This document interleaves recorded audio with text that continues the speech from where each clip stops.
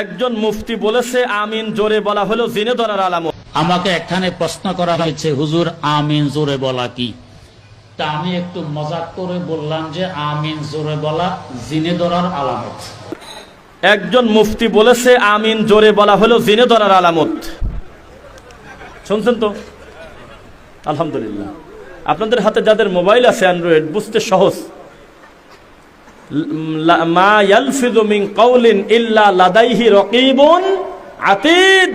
জবান থেকে যে কথা বের হয় এই কথা আল্লাহর কাছে বুঝে দিতে হবে না?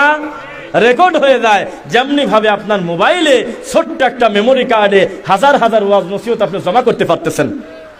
তো হুজুর ধরা পড়ে যাচ্ছে মিডিয়ার কারণে, শয়তানি মাঠে ময়দানে করে, তবে ভিডিও ক্লিপ হিসাবে পরবর্তীতে আমরা দেখতে পারি। ঠিক নাকি? এ কত বড় অসভ্য পীর! এ বলছে যে জোরে আমিন বলা হলো জেনে ধরার আলামত। এই হুজুর যদি মুফতি হয় তো ইবলিসকে, রাসূলের সুন্নাতকে নিয়ে যদি কেউ কটাক্ষ করে, সহিহ বুখারী 5063, ফামান রাগিবা আন সুন্নতি ফালাইসা মিন্নি, কেউ যদি আমার সুন্নাতকে ব্যঙ্গ করে ও আমার উম্মতি না। তাহলে কি করবেন এখন বলেন? এইরকম অসভ্য মুফতি আমাদের দেশে নাই? অসংখ্য আছে। আরে কে তোমাকে প্রেসার দিয়েছে? কে মাথায় বাড়ি দিয়েছে? তুমি যদি আমিন জোরে না বলো নামাজ হবে না, এমন কথা জীবনেও আমরা মুখ দিয়ে বলি নাই। খালি খালি মিথ্যা অপবাদ দাও কেন? আমরা তো এটা রাসূলের একটা সুন্নাহ মনে করে আমল করি।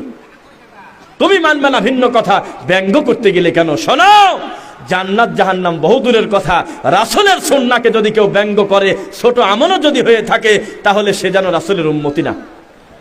বুঝতেছেন কথা? আর শোনেন, একটা কথা বলে রাখি এখানে, কোন আমলকে ছোটখাটো বলে সরায় দিয়েন না। কোন গুনাহকে ছোটখাটো গুনাহ মনে করে খাটো মনে করবেন না। কেন? ছোট আমল করলেও যিনি খুশি হন তার নাম আল্লাহ। তিনি থাকে সপ্তম আসমানের উপরে, হতে পারে নাজাতের জন্য যথেষ্ট ইনশাআল্লাহ। ছোট গুনাহকে খবরদার ছোটখাটো বলে সরায় দিয়েন না। এই গুনাহটাও যদি করেন, যিনি শাস্তি দিতে পারেন তিনি হলো আল্লাহ।